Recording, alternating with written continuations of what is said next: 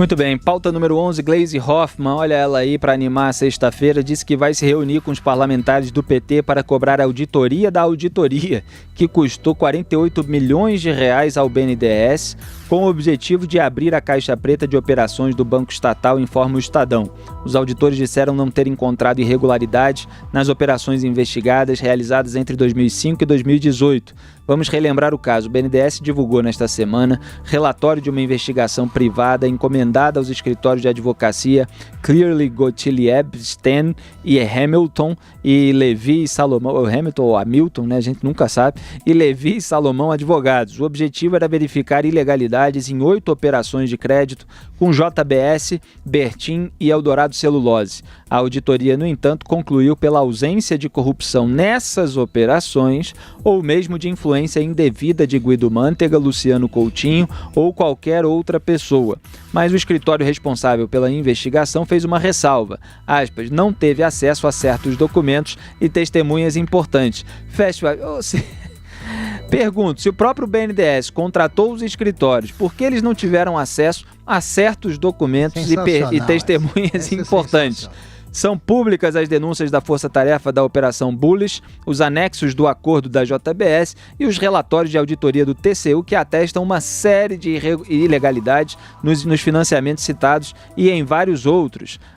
O banco pagou 48 milhões de reais pelo serviço, como eu disse. Na quarta, o presidente do BNDES, Gustavo Montesano, disse que 90% da auditoria contratada para abrir a caixa preta do banco em operações com o grupo JIF estavam concluídos quando assumiu a instituição em julho do ano passado.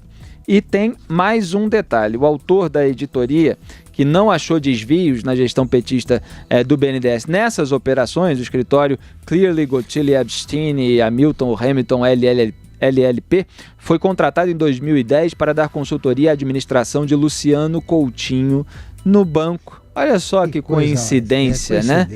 Luciano Coutinho era aquele que estava... É bom lembrar, eu sempre gosto de lembrar esse fato.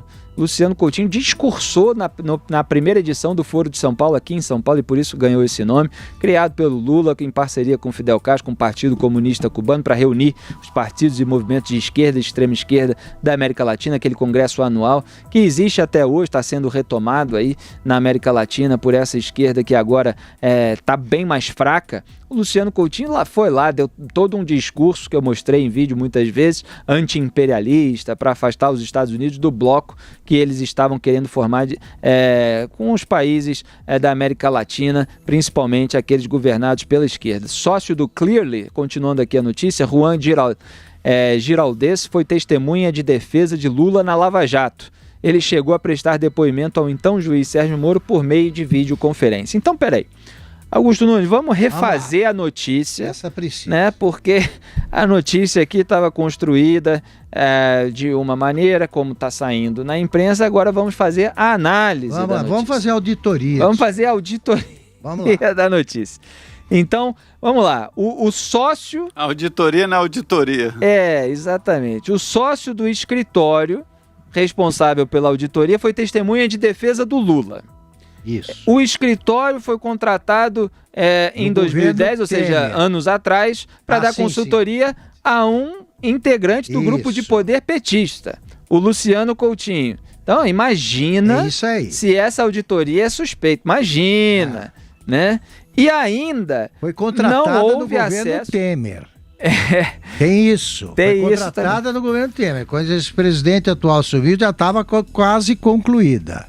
Exatamente, e ainda não houve acesso a certos documentos e testemunhas importantes. Então, peraí, essa manchete que está circulando aí, principalmente em sites petistas, ela não vale absolutamente nada, Augusto. Nada. Então, olha aqui, vamos ajudar aí na auditoria. O Porto de Mariel, ele foi construído, quer dizer, com empréstimos do BNDES de pai para filho. Então eles podem alegar que ele tem o direito de fixar a taxa de juros, né? O que eles vão cobrar. Mas você faz um juro especial para o amigo, isso aí não é um motivo de um alvo de investigação, você não deve saber por quê, não pode ter rolado por fora uma propina, né? Já que tinha essa diferença sobrando. O metrô de Caracas, que não termina nunca, o que está acontecendo lá? Também financiado pelo BNDES. As ditaduras africanas, em que o BNDES enterrou dinheiro, o calote que está levando, né, de outros países. É o país é o Brasil que leva o calote, agora tudo passa pelo BNDES. O que a Gleisi devia fazer é esquecer isso aí, porque se vier a auditoria da auditoria, aí a cadeia pode ser, o camburão pode chegar de novo aí na esquina da casa dela. É bom parar. Fala aí, Zé Maria. Essa história é muito complicada e mal contada mesmo, viu? Porque todo mundo falava da caixa preta do BNDES. Eu dizia, a caixa preta do BNDES existe porque, na verdade, a transparência, a publicação de dados do BNDES, a publicação era feita de tal forma que a gente não conseguia ali identificar exatamente como foram feitos os empréstimos. É evidente, não precisava de auditoria, né? Nenhuma, não precisava de auditoria, para mostrar de que havia algo de estranho, até pela concentração. O BNDES foi criado para incentivar, fomentar a indústria nacional.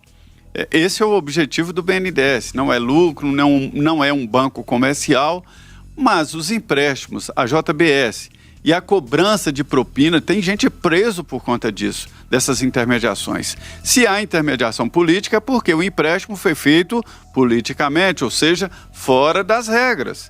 Se estivesse tudo dentro da regra, não precisava pagar milhões para políticos para conseguir empréstimos no BNDES. Isso é muito evidente. Por outro lado, empréstimos a países, na verdade é o seguinte, como é que a coisa é arranjada? Uma empreiteira constrói um porto não sei aonde, o Porto de Mariel em Cuba, tem na Venezuela, obras não sei aonde e tal, recebe o dinheiro do BNDES. E o BNDES que se vire com o governo de Cuba, como receber, como o BNDES vai receber esse dinheiro de Cuba, esse dinheiro de Venezuela, da África e de outros países. É impossível, é difícil em alguns casos. Eu entendo que devia cobrar isso aí de quem aprovou, né? Do conselho que aprovou ou do funcionário que aprovou esse prejuízo. É evidente que está errado. Tá, tudo certo. Aí vem o governo Michel Temer, que não é o governo do PT, e diz, nós vamos acertar isso aí, vamos quebrar a caixa preta. Vai lá e contrata uma auditoria externa internacional. Senhores, a auditoria dessa é caríssima, milhões, mais de 30 milhões. Aí vem o governo Bolsonaro e só recebeu, mas aumentou para 35 milhões, aumentou o dinheiro dessa auditoria. E aí recebe essa auditoria que não serve para nada, porque não mostra nada, não precisava de auditoria, era só sentar e analisar as contas. É muito estranho mesmo essa história dessa auditoria. E o Tribunal de Contas da União está cobrando explicações.